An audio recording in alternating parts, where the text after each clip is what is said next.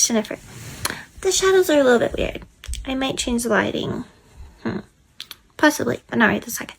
Anyway, hi, it's Jennifer. I have a squishy. That's my fidget toy of today. It's a little dumpling. And I'm going to try to make another video for Autism Acceptance Month, which is April. And it's the month we're in. My video today is going to be about my diagnosis story. And I'll kind of talk about when I got diagnosed, different things about the diagnostic process. And yeah, this one's going to cover some more serious topics. It's not going to go anything too deep, but if you're not in the place to hear kind of about depression or anxiety or different things like that, then protect yourself and come to my next one, because there'll be some fun ones posted too. There's going to be like one where I'm filling Easter eggs and making Easter bags for the kids at church. So that one will be really fun. So yeah. My cats are going crazy. You actually get to see Chadley in the Easter video too. Charlie and Princess were there. But they're both going crazy. Anyway, I'm going to start with the video that I'm going to do today, which is my autism diagnosis story. Okay, so my autism diagnosis story. First of all, when did I get diagnosed? I didn't get diagnosed with autism till I was 20 years old. I believe that was either 2013 or 2014 when I got my diagnosis, so it was 20 or 21. I'm not sure when, but I do believe it was 20, when I was 20 years old. How did I get my diagnosis? This is the part of the story where things kind of got hard. So, as I said before, if you're not in a good place, protect yourself and just watch one of my other fun videos that's coming up. So, when I was 20 years old, I started that year, 2013, in college. I was in my sophomore year of college, I believe, and I wasn't doing great. I wasn't doing great before this all started, but the start of 2013, things got kind of even worse. I was really struggling with school. In the previous semester, in 2012, which was winter of 2012, I had really enormously struggled. I lived in, it was on campus housing, but it was off campus, so it was about a 5-minute drive to school. And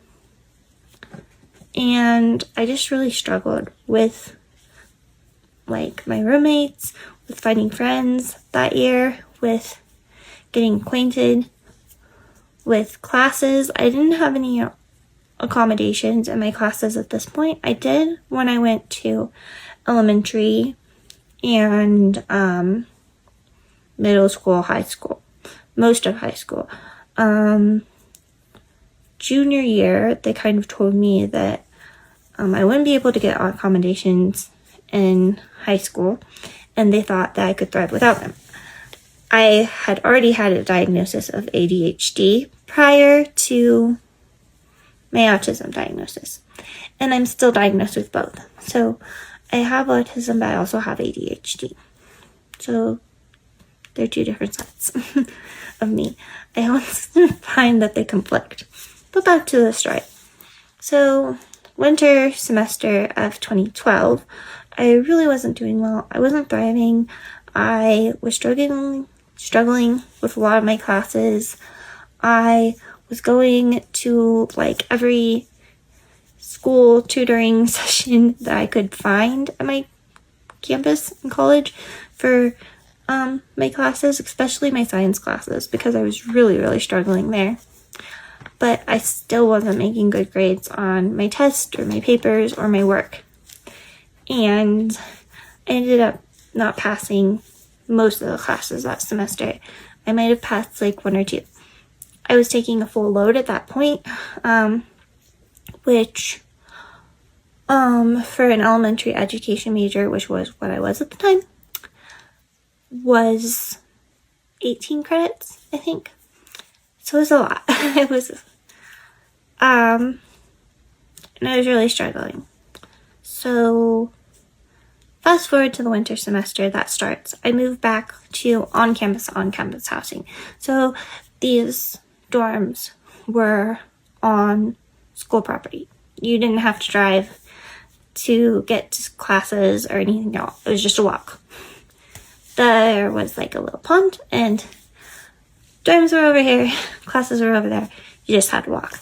So that was a little bit better. But I ended up in a roommate situation where my direct roommate in the dorm made it very obvious that she didn't want me there. She had the area all to herself for the first semester, and they didn't think that anybody was going to come in the next semester. But lo and behold, I got assigned there.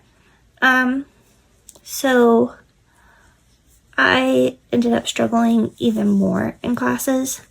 I was having like anxiety attacks and panic attacks before most, if not all, of my classes. I was really, really struggling. I wasn't really telling the teachers what was going on in my life because I didn't really know how to explain it at that point. But they were kind of getting frustrated and angry with me because I was having trouble showing up to classes because I would have panic attacks before. I was having trouble maintaining my grades in these classes because of the anxiety and the panic that I was having from school. And it was getting more and more difficult to the point of where I just couldn't do it anymore. I ended up having an appointment with my doctor, who was at Children's Hospital at the time, and he like took one look at me. He's like, "No, you're going home with your parents. You're not going back to the college." I ended up going to the hospital. The next day, they kept me for a while, tried some tests, basic like brain scans and different things and blood tests, just to make sure that this wasn't anything that was like structural within my body. It was more of a mental health problem. So they ended up determining it was a mental health problem. I had generalized anxiety disorder and depression. And that's kind of what they diagnosed me with. Ended up seeing a psychiatrist and a counselor for those things. Now it's getting more into the diagnosis part, but I feel like the backstory was kind of important to the diagnosis. So, with those things in place, I was living at home again. I was really focused on trying to find out kind of what was going on. I ended up going to a psychiatrist that told me I did still have the ADHD part of me, but then my parents were looking more and more into what might be happening, and a lot of the traits that I'd had since childhood went along with an autism diagnosis, autism spectrum disorder. Well, trying to get the insurance to approve this test was a nightmare. We actually went to multiple psychiatrists thinking that they did an autism diagnosis, or that they tested for autism spectrum disorder, only to find that they really didn't. Finally, we found someone out of network, and my parents paid out of pocket for this test. and I went in for the testing process. So the testing process, as I remember it, was a little bit different. I was in the room with the psychiatrist, and she ran some different tests. She had me read a book. It was a picture book, and then there was a bunch of surveys and questionnaires that my parents filled out ahead of time and that I filled out ahead of time as well. She left me alone for periods of time, but was still in the same room in the same vicinity. And I failed that part of the test, I guess, because I was supposed to be initiating, yeah, that word, conversation. Wait 1 second. Sorry. So I was supposed to be initiating conversation, and I really didn't. Trying to think if there's any parts that I can remember about the actual test. Any more parts that I can remember about the actual test? I don't remember too much about it. I remember the book. I remember her talking to me, asking me questions, doing different little tests. But I can't remember too much about it, other than the book and the situation I talked about there. So I had the test done, and then about a week later, my mom and I went back in for the diagnosis. Well, I think my dad was there too. So I had the test done, and then about a week later, my mom and I went back in for the diagnosis. Well, I think my dad was there too. And it determined that I did have autism spectrum disorder. And from what I saw on the test, it was very obvious. At that point, they didn't have autism levels. It just kind of was a blank slate across the board. I don't know what level I would be, because at that point in 2013 or 2014, they didn't really have that. It never came with my diagnosis. But I remember it kind of being pretty obvious that I had autism spectrum disorder. I didn't really know what that meant at the time. I remember getting home and just being really sad and really angry and not knowing kind of what was going on. I thought it made me something different, and I already felt different enough. I didn't want to be more different. It was really hard. But then as I started learning more about it, kind of reading through my diagnostic paperwork at that time, I started learning that it kind of described a lot of what I was going through for my whole life. So for this part, I'm going to explain something first. Autism spectrum disorder is a developmental disorder, and it starts at childhood, or kind of at birth. You're born autistic. So if I was to have a totally normal childhood, and then all of a sudden start developing my sensory issues and all those things at 20, it wouldn't be an autism diagnosis. It would be something else, because in order for you to have an autism diagnosis, it has to be birth to wherever you are now. It can be any age. There are many adults who actually get autism diagnoses, and it really helps explain different parts of their life. So at that point, when I was looking through things, it started to make me mad in a different way.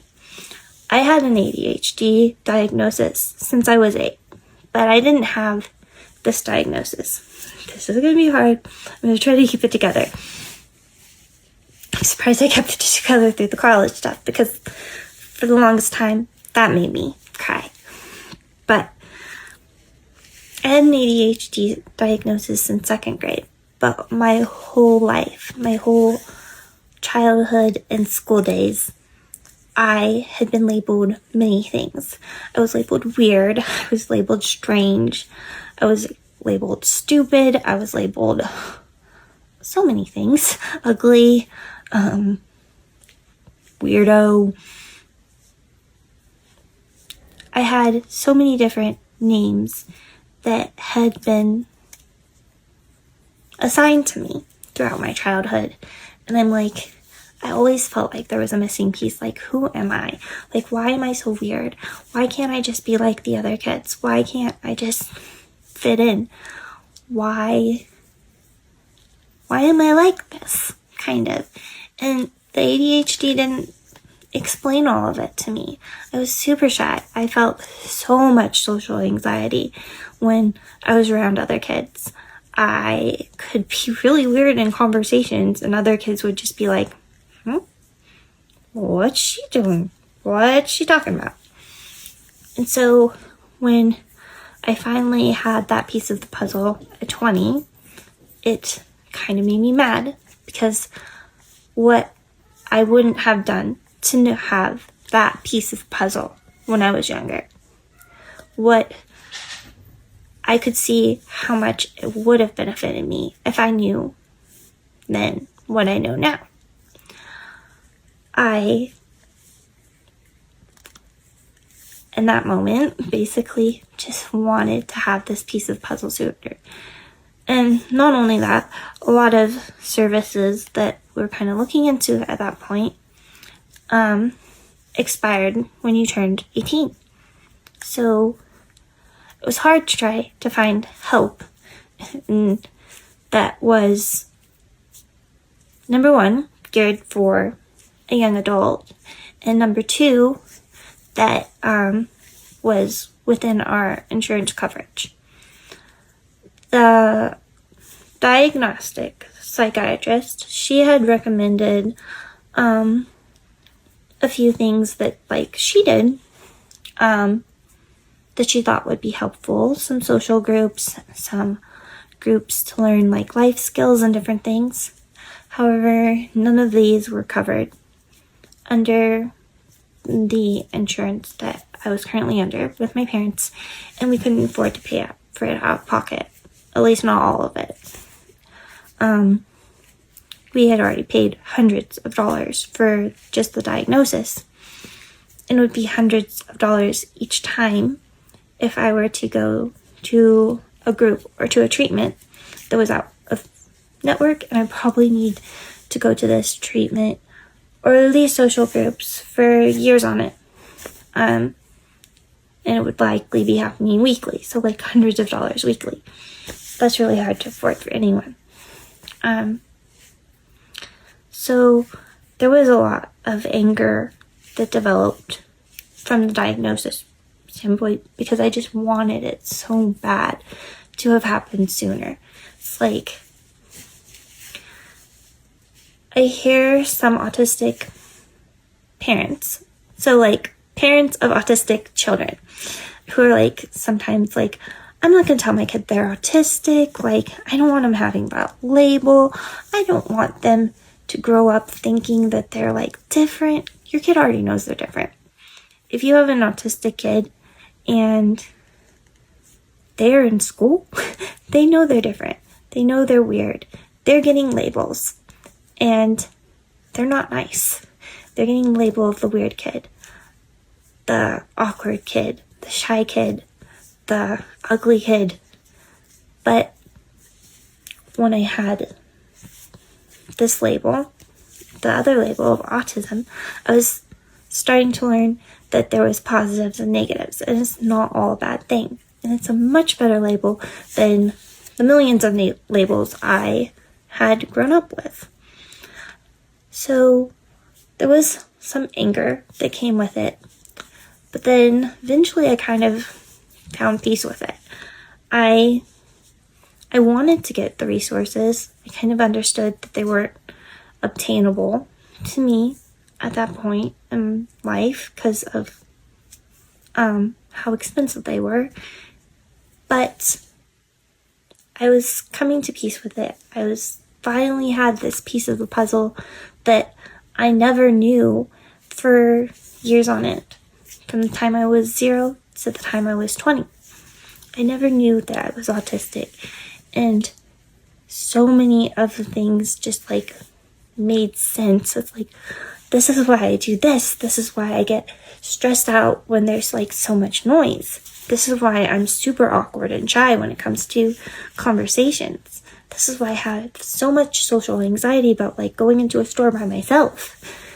It started to just put things into place for me. And then I think over time, I just kind of learned to be proud of it. Be proud of who I am. Be proud that I am an autistic individual. Because it's not something to be ashamed of. It's something to be proud of. I'm different. But that's not all a bad thing.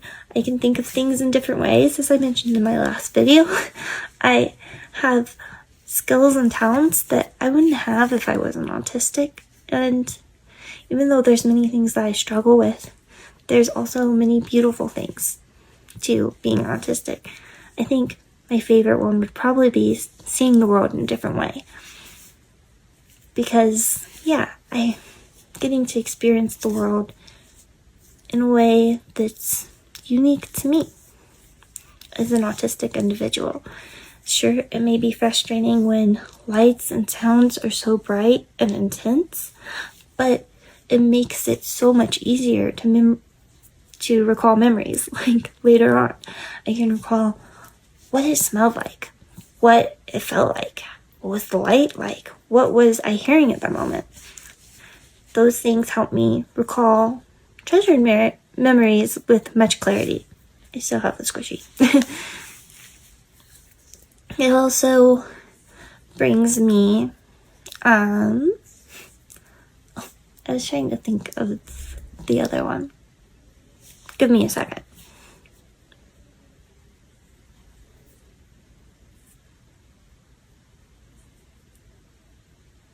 Oh, it also gives me like a different mindset or perspective in different situations. Like sometimes there can be like a situation or problem that people are trying to solve and like nobody's getting it, and I can think of something that's different from what everybody else said. I can see the situation from a new perspective, which can be super helpful. So those are some of the positives of it. Going back to like my autism diagnosis today, I'm really happy that it happened for me. I'm really sad that it's not happening for so many other individuals who this would unlock such a core piece of who they are. I definitely wish it happened sooner. I feel like it was so blatantly obvious throughout my childhood, but as a girl, they weren't diagnosing autism a lot for females when I was younger. It was harder to spot because girls can mask more, and they just didn't really know the traits that present differently in girls than in boys. So today I'm happy I've got this diagnosis. I'm still trying to find resources. It's really, really hard now because as somebody in their 30s, I've aged out of it even more. There are some that me and my mom are finding, and I'm hoping to get more opportunities and more resources that will help me just excel in life soon. Yeah, that's kind of where I am on my autism journey. I love being autistic. I love that I get to see the world in a different way, and I'm glad that I got diagnosed when I did, even though part of me just wishes it had happened so much sooner, because it would have explained so much from my childhood. So I think I'm going to close off this video by kind of just saying, if you have like someone in your school or in your workplace or wherever you are that you think is autistic, here's some things that you can do and things not to do. So like number one, obviously think that would be like not to do is make fun of them or make them feel different or weird because of the autistic traits they present or the things that they do because they're autistic. So, like one of them would be like sensitivity to loud noises or sounds. If you have like a friend who has to go to a quiet testing environment to take their test, don't make them feel bad for that. If you're in a work situation and there's like somebody who needs like sunglasses because the lights are way too bright, don't make fun of them for that. That's kind of an obvious one. Just don't make fun of autistic people for needing what they need or being a little bit different. And then I think something helpful is kind of when other people like start conversations with me in like a workplace or a school type setting. So be the one that starts the conversation. Kind of figure out what they want to talk about and see if you guys are good, not just friends. If not, that's okay. But it meant a lot to me when people would come up and talk to me just about normal stuff when I was in school, because I was so shy and I really had so much social anxiety that it made it impossible for me to go up and try to initiate a conversation with them. So yeah, I think that's how I'm going to leave this video today. That's kind of my autism diagnosis story, and I hope this is helpful. I think that it's a lot of information, and I hope that it helps someone. Because if you have a lot of like the autistic traits, you can look them up online, but a lot of them are like sensory sensitivities, social anxiety. There's lots of different ones. I'm not going to list them all here because I can't remember them all. Then kind of look into what you think might be a diagnosis. You can look into an autism diagnosis, or you can speak with like a psychiatrist, counselor, friends, family to try to figure out what's that missing piece in your life. For me, I'm so glad that I got this diagnosis, and yeah, that's my story. So this is my second video. Hooray, I've made another one. So there's not just one this month, and I think I have an idea for another one, so stay tuned. Bye everyone.